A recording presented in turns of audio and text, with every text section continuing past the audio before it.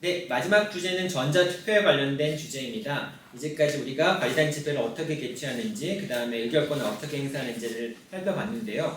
최근에는 이제 IT 기술에 힘입어서 전자투표 제도가 많이 활용되고 있는 것 같습니다. 그리고 좀 더 이게 보편화된다면은 관리단 집회 개최하기 어려운 문제점들을 해결할 수 있지 않나라는 생각이 듭니다. 그래서 전자투표 및 전자적 방법에 관련된 내용들을 좀 어떤 점들이 문제가 되는지 살펴보도록 하겠습니다. 먼저 이제 그 전자적 방법 중에서 관리단 집회를 소집할 때 아까 이제 1주제에서 말씀드렸던 것처럼 소집 통지서를 발송을 해야 된다라고 말씀을 해주셨는데 이 소집 통지서를 전자적 방법으로 발송하는 경우들이 있는 것 같습니다. 이 전자적 방법으로 또는 문자라든지 이런 방식으로 소집 통지서를 발송하는 것이 유효한지 여부가 논란이 되는 경우가 있는 것 같은데요. 그리고 박 대표님, 네. 이렇게 전자적 방법으로 소집 통지서를 발송하는 것도 문제가 없는 건가요? 이 전자적 방식이라는 부분이 사실 구분되어야 됩니다. 이제 조금 설명을 쉽게 드리고 싶은데요. 이제 보통 저희가 우편 등기를 쓸 때 우체국이라는 공기관을 쓰지 않습니까? 그래서 우체국에서는 그 부분을 책임지고 발송에 대한 부분을 다 진행하니까 이제 법원에서도 인증받는데 여기서 핵심은 결국 공인기관이라는 곳이 결국 책임을 지고 검증하고 발송까지 진행한다는 부분이 핵심입니다. 그렇게 바라본다면 결국 문자를 보낸다 그리고 이메일을 보낸다라는 이 전자적 방식이라는 게 결국 그 사람이 폰인지 아닌지도 불가능하고 이메일도 마찬가지로 검증이 되지 않습니다. 즉 중간에서 이러한 부분에 대한 공인기관에 대한 검증 없이 단순 문자와 이메일로 발송한다는 것은 사실 매우 조금 어려운 부분이라고 저희는 말씀드리고 있고요. 그래서 이 과기부에서 이미 그 서면 우편 등기를 대체하는 전자등기라는 방식을 9년 전부터 이미 제공을 하고 있습니다. 그래서 우체국 같은 공기관을 거쳐서 공기관에서 검증하고 법적 책임을 보장하는 게 이미 전자적으로 만들어져 있거든요. 그래서 이미 전자문서법 2조에는 공인전자 주소를 사용해서 공인전자문서 중개자와 공인전자문서 센터를 이용하라고 아예 명시가 되어 있습니다. 그래서 이 전자문서 공기관을 통해서 소집 통지를 하게 된다면은 이 공기관에서 수신자의 본인 여부를 검증하고 또한 법적 책임까지 보장하면서 우편 등기와 효력이 똑같다라고 이미 되어 있고요. 저희도 당연히 3년 전부터 이런 부분을 국내 최초로 공기관과 제휴를 통해서 전자등기 서비스를 하면서 법적으로 전혀 문제가 없었고 소송에서도 문제가 없었다는 것을 하고 있습니다. 그래서 이런 부분이 집합법뿐만 아니라 이제 법령이 더 까다로운 재개발 재건 쪽에서도 국토부가 이제 승인을 하는 등 앞으로 전자 방식을 할 때 공기관 부분을 통해서 하는 방식이 아마 점차적으로 소집 통지가 이제 전자 방식이 이제 보편화될 것이라고 저희는 예상을 하고 있습니다. 공적으로 인증되어 있는 방법에 의해서 전자적 방법으로 소집 통지를 하는 것은 이제 문서로 이제 서면으로 통지하는 것과 비슷하게 취급될 수 있다, 똑같이 취급될 수 있다 그런 말씀을 제가 이해를 했고요. 근데 김건희 변호사님 혹시 이 전자적 방법으로 소집 통지하는 것 지금 우리 곽 대표님께서 말씀하시는 방법 외에도 예를 들면 PDF 문서를 보낸다든지 이런 방법으로 소집 통지를 하는 것도 전자적 방법에 의한 소집 통지를 볼 수 있겠죠? 그것도 유효한가요? 네, 볼 수는 있는데요. 사실 방식에 관해서는 법에서 규정은 없죠. 다만 장소에 대해서는 법에서 명확히 규정하고 있습니다. 전유 부분 또는 관리인에게 통지한 장소로 발송하라. 그 집합권법은 서면으로 통지하라는 말은 없지만 말씀이시죠? 해석을 해보면은 네. 이 장소로 발송하기 위해서는 우편 말고는 다른 방법을 상상할 수 없다는 게 사실은 저 생각이고요. 네. 그래서 저희도 실무상으로 많이 컨설팅이나 자문을 해드릴 때 전자로 보내고 싶죠. 저희도 편하잖아요. 인증도 되고 우리 곽 대표님 말씀하신 대로 전자문도 문서가 맞으니까 서면이 맞으니까 어쨌든 발송한 건 입증이 되는데 법과는 좀 맞지 않겠다라는 부분이 있어서 실무상으로 우리 여러분들이 집회를 진행하실 때 전자문서로만 보냈을 때는 좀 위험성이 있다라고 좀 말씀을 드리고요. 그 우편 발송하는 것이 아직까지는 아날로그 방식이지만 법의 장소적 개념 때문에 어쩔 수 없이 이렇게 시행해야 되지 않을까. 다만 규약에서 그러면 다른 방식을 전자적 방식을 허용한다고 했을 때는 법원에서 어떻게 통제를 할까, 평가를 할까라는 생각을 해봤는데요. 규약에서 전자적 방식으로 혹은 이메일로 발송해도 된다라고 하나의 방법부터 열어놓았을 때는 사실 법원에서 조금 더 넓게 허용해 줄 것 같긴 합니다. 실제로 전자적 방법으로 통제를 했다고 해서 관리단 집회 결의가 무효가 되는 그런 경우도 있나요? 소집 절차상의 하자로 인정되는 사례는 있을 겁니다. 그 자체만 가지고 소집 그런 경우도? 네네. 우편이란 말이 없지만은 장소에 대한 부분을 지키지 못했거든요. 네, 전유 부분으로도 발송하지 못했고 등기부상 주소로도 발송하지 못했고 관리인에게 통지한 장소로도 발송하지 못했기 때문에 어디로 발송했는지 사실 알 수 없다. 법에서 규정한 방식과 장소가 아니다라고 얘기를 판단할 가능성이 많아서 장소적인 부분 때문에 사실은 더 저는 걸리는 부분이 있습니다. 집합건물법에 전자투표제도가 들어왔으면은 사실 그 집합건물 전자투표제도와 발맞춰서 그 소집 통지에 관련된 부분들도 법안이 좀 개정이 돼서 네. 그 소집 통지서를 꼭 주소로 보낸다라는 그 부분을 좀 손봤어야 되는데 그 부분이 같이 개정되지 않은 게 좀 아쉬운 부분이라고 볼 수 있겠네요.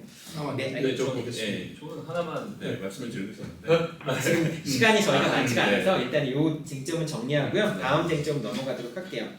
그 지금 말씀드렸던 거는 이제 전자적 이제 소집 통지를 말씀을 한 거고 요즘에는 이제 다시 또 위임장 같은 것도 서면으로 받는 경우도 있지만은 전자적 방법으로 받는 경우도 있는 것 같습니다.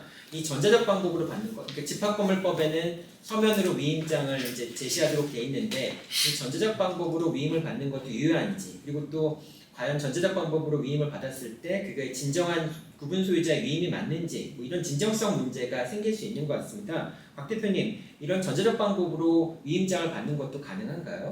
예, 그 동의서나 위임장이나 서면 결의서도 전자적으로 좀 받을 수가 있습니다. 그래서 저희가 보통 동의서 위임장을 전자문서로 효력을 가지기 위해서 뭐 4조 1항에 이제 전자문서법 4조 1항에 보시면은 전자문서도 서면에 인정될 수 있다 규정한다는 것만으로도 지금 말씀하신 건 네. 집합건물법이 아니고 전자문서법 예, 거기에 이제 서면 전자적 문서도 서면 같은 효력을 갖는다. 네네. 네, 이렇게 규정되어 있다는 말씀이시죠? 네네. 그런데 그런 부분만으로도 사실 이제 전자문서가 서면으로 인정받을 수 있다라는 부분은 사실 아닙니다. 이게 전자문서라는 부분이 사실 되게 복잡한 부분인데 왜 그러냐면 전자문서라는 것 자체가 작성되고 변환되고 송신되고 수신되고 저장이 그대로 보존되어 있어야 하는 이 조건들이 되게 사실 까다롭거든요. 그러다 보니까 전자문서니까 서면으로 인정해 준다는 방식은 아닙니다. 그래서 전자문서라는 게 서면으로 이제 인정을 받으려면은 아까 말씀드린 대로 이제 열람을 해야 되고 재현을 해줘야 되고 보존성을 갖춘 시스템으로 진행되어야지만 전자문서가 서면으로 인정돼야 된다는 거지. 단순히 PDF니까 뭐 이 부분을 서면으로 인정해줘라고 하면은 폐소가 너무 많습니다. 그래서 이게 사실은 아까 말씀드린 대로 전자문서법에 이제 5조부터 11조까지는 이러한 시스템의 방식에 대해서 모두 다 갖춰야 된다라고 되어 있고 실제로 이런 것들을 갖추려면은 통신사나 금융사처럼 정말 큰 작업입니다. 그러니까 예를 들어서 전자문서법 5조의 2조 2항 2번을 보시면은 전자문서가 대상 문서 형태로 동일한 것이라고 나와야 되는데 이 문구 하나를 지키려고 해도 제3자나 과기부의 검증 체제까지도 이걸 만들어야 되거든요. 네네. 박 대표님 너무 얘기가 이제 어려워서 아, 예, 저희 알겠습니다. 같은 네. 문과생들은 잘 이해하기 어려운 부분이 네네. 있어서 그러니까 지금 말씀하시는 걸 정리하면은 네. 이제 전자문서 같은 경우도 서면으로 인정될 수 있는데 당연히 인정되는 건 아니고 그 서면을 어떤 다시 보관하거나 또는 재생하거나 이런 것들이 가능한 어떤 잘된 시스템에 의해서 전자문서를 받아야지만 전자문서를 보내거나 그래야지만 서면 위임장으로 인정될 수 있다. 뭐 이런 취지로 제가 이해하면 될까요? 맞습니다. 그래서 단순한 이메일로 보낸다거나 그냥 이제 문자로 하는 부분은 인정받을 수가 없다는 부분이 아까 제가 말씀드렸던 거고 대신에 그래서 전자 위임장과 전자 의결받으로 발생을 할 수 있는 부분이 법에서 명시되어 있듯이 공인전자문서 중개자, 공인전자문서 센터를 사용해서 진행을 하게 되면 이거는 인정해야 돼요 법적으로. 그래서 이 부분이 대통령이 정한 절차와 방식으로 되어 있다고 해주고 있고요. 그런 부분들은 아까 말한 법에서 다 진행하는 방식으로 하고 있고 실제로 몇몇 개 저희뿐만 아니라 몇몇 기업들은 그런 공인전자 문서 중개자와 문서 센터를 연동해서 실행을 해서 이 부분 인정받게끔 해주고 있으니까 이 법적으로 보장을 받으시려면은 꼭 이 부분을 확인하시고 진행하셔야만 가능하다는 겁니다. 네, 알겠습니다. 감사합니다. 저희가 사실은 너무 어려운 말씀을 해주셔가지고 제가 다 이해 못하는 부분인데 네, 어쨌든 네. 그 전자로 위임장 같은 것들을 활용하기 위해서는 그것이 어떻게 공인될 수 있는지, 다 인정받을 수 있는지 그런 부분을 확인하고 사용하라는 말씀으로 제가 이제 이해를 하면 될 것 같습니다. 이재윤 변호사님 혹시 소송 과정 중에서 이렇게 뭐 전자 위임장이라든지 전자로 뭐 문자로 위임한다든지 이런 걸 통해서 위임장이라고 주장하시는 분들이 간혹 있을 것 같은데 뭐 그런 소송 과정에서 이런 게 문제되는 경우들이 종종 있나요? 예, 이제 사실은 시대적인 큰 흐름입니다. 특히나 저희가 이제 코로나를 거치면서 비대면에 의한 소통이나 이런 의사표시들이 워낙 보편화되어 있고 그런 것들을 친근하게 느끼고 있습니다. 그렇기 때문에 그냥 자연스럽게 그냥 그런 식으로 의사표시가 가능한 건 아니에요. 이렇게 생각하시는 경우들이 많고 그렇게 이제 기반으로 해서 절차를 진행했는데 과연 그런 법원으로부터 효력을 인정받을 수 있겠느냐 이런 문제되는 사례들은 많이 발견되고 있습니다. 제가 생각할 때는 그 형식의 문제는 아닌 것 같습니다. 그러니까 단순히 뭐 문자는 되냐, 이메일은 되냐 이런 차원의 문제라기보다는 이런 것들은 그 자체가 목적이 아닙니다. 소집 통지도, 위임도, 서명거래 행사도 다 한목적적인 조치이기 때문에 결국에는 그게 당사자의 진정한 의사를 반영해서 의결권 행사로 그 범위 예정하고 있는 의결권 행사를 볼 수 있겠느냐 그 차원에서 이제 판단이 필요하리라고 보고요. 근데 이제 현실 실무상으로는 뭐 앞서 말씀 주셨습니다만은 저희가 한마디로 이제 말하자면 일종의 비용 편익 분석입니다. 이렇게 하는 게 전자적 방식으로 하는 게 손쉽게 할 수는 있는데 예를 들어 제가 위임장을 그냥 전통적인 형식으로 가져오지 않고 뭐 핸드폰에 캡처된 무언가를 가지고 왔다라고 했을 때 만약에 관리단 집회 소집 장소에 갔는데 그 소집을 주최하는 사람들이 그런 것들에 대한 이해가 예를 들어 부족해서 아 이런 것들은 아니다. 위임장 양식도 분명히 나갔는데 이런 경우 의결권 행사 인정할 수 없다. 출입을 제한하겠다. 이런 문제가 또 생길 수도 있겠고요. 그리고 그렇게 다 했는데 아까 말씀드린 것처럼 법원에서 결국에는 그런 부분들을 이게 절차적으로 당사자의 의사를 왜곡할 여지가 없이 진행된다는 걸 보여줘야 되는데 어려운 부분들이 있습니다. 그러다 보니까 차라리 우리가 이렇게 의결권 행사 단계에서도 그렇고 나중에 효력을 인정받는 단계에서 복잡해질 것 같으면 그냥 서면으로 하는 게 전통적인 방식으로 하는 게 아직까지는 차라리 낫지 않느냐 그렇게 생각은 드는데 이거는 사실 문제는 문제입니다. 지금 이미 시대는 이만큼 앞서가고 있는데 규범이 뒤처지고는 이 간극에서 비롯되는 이런 문제들을 온전히 수범적인 국민에게 지금 전가시키고 있는 상황인데 발빠른 대처가 필요하고 뭐 머지않은 미래에는 이런 논란이 정말 금방 철진한 것으로 느껴질 만큼 전자적인 방식에 의한 의사표시가 일반적인 방법으로 자리 잡으리라고 봅니다. 지금 말씀하신 거를 들어보면은 저희가 오늘 여러 가지 논의를 했지만은 결국은 집합건물법이 전자적 방법이라고 하는 부분에 대해서 도입을 했지만은 다른 관련된 규정까지 뭐 소집 통지라든지 위임장이라든지 이런 부분에 대해서도 좀 그 전자투표가 활성화될 수 있는 방향에 맞게 법 개정이 필요하지 않나라는 생각이 들었습니다. 마지막 이제 이거 네. 꼭 이걸 얘기해야 됩니다. 제가 한 번만 말씀드릴게요. 이거 네. 진짜 되게 위험한 발언이거든요. 왜냐면 저희는 이미 어떤 지금 변호사님들이랑 의견이 좀 다를 수는 있는데 네. 저희는 이미 천연에 이제 전자총회를 하고 너무 많은 판례를 많이 했기 때문에 좀 말할 수 있는 겁니다. 그러니까 이미 그 전국에 이제 수천 개 건물이 아니고 저는 이미 몇만 개 건물이 이미 전자적 방식으로 하고 있고 이미 시작이 아니라 이미 보편화되어 있다라고 저는 생각을 하고 있습니다. 그런데 당연히 비용적인 면과 편리한 면 때문에 이걸 사용하는데 이 부분이 너무너무 편리합니다. 기존의 서명과는 이제 차이가 날 정도로. 그런데 이때 아까 말씀드렸듯이 법령이 없는 게 아닙니다. 이미 그러니까 집합건물법에서는 전자서명법을 따르라고 명시가 되어 있습니다. 그러니까 없는 게 아닌데 이 부분을 따르지 않은 게 지금 문제가 되는 거거든요. 그러니까 전자서명법과 전자문서법을 따르면 문제없이 됩니다. 그런 부분에 대해서 전자서명법에서도 그러한 방법과 절차에 대해서 나와 있고 실제로 그 부분에 대해서 인증서와 증명서를 제출하면 해결된다고 나와 있습니다. 그래서 전자문서법과 전자서명법의 이 절차와 방법은 결과적으로 내가 이걸 잘 했다면은 공인전자문서 증명서가 발급이 됩니다. 이 전자문서 유통중개자와 공인기관 증명서만으로 아주 깔끔하게 내가 정말 이 절차 방법을 지켰다고 했기 때문에 이 보편화된 방식에 대해서 이미 충분히 많은 이 수만 개의 이미 건물들이 사용하고 있고 그런 부분들을 지키지 않았을 때가 오히려 문제가 되는 거죠. 그래서 단순하게 서면의 방식으로 다른다는 게 아니라 이미 전자적 방식은 대세가 됐고 그 방식에서 오히려 잘 모르는 방식으로 즉 어설픈 전자 방식으로 썼을 때 오히려 패소할 사례가 너무 많이 일어나고 있는데 이러한 패소 사례는 유명한 전자 서명 업체들도 많이 하고 있거든요. 그러니 꼭 이 부분을 잘 지키신다면 증명서 하나만으로도 법원에 갔을 때 편하게 진행하실 수 있다 말씀드리고 있습니다. 네, 알겠습니다. 이 정도로 이제 두 번째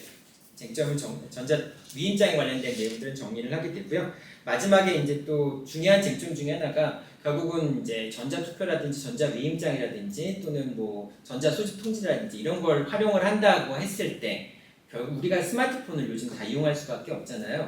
스마트폰을 이용하려면 결국은 전화번호 확보가 제일 중요한 것 같습니다. 아까 이제 우리 각 대표님 말씀해주신 것처럼 소집 통지를 위해서 등기부를 열람하는 서비스가 뭐 정리해주는 서비스가 있다고 말씀을 하셨는데 그 주소지로 발송할 때는 등기부가 중요하겠지만은 이제 전자투표 같은 거는 사실 전화번호가 되게 중요할 것 같습니다. 근데 이 전화번호를 어떻게 확보하느냐라고 하는 게 중요한 문제일 것 같은데 혹시 박 대표님은 이런 전자투표 같은 걸 진행하실 때 전화번호를 확보하는 어떤 노하우 같은 게 있으신가요? 예, 그래서 이 개인정보를 얻는 부분이나 사실 사전 동의를 얻는 게 너무 힘들지 않습니까? 그래서 저희도 이런 고객들의 니즈를 파악해서 이 전용 사이트나 전용 QR, 그다음에 카톡 현수막에서 언제든지 그 소유자들이나 입주민들이 스스로 입력하게 할 수 있는 시스템을 제공해서 하고 있습니다.